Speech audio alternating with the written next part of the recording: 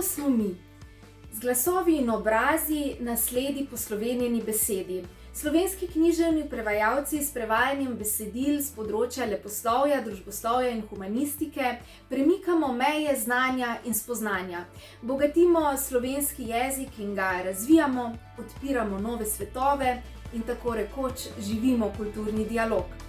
Spremljajte nas tudi na naših spletnih kanalih YouTube in Facebook. Se vidimo!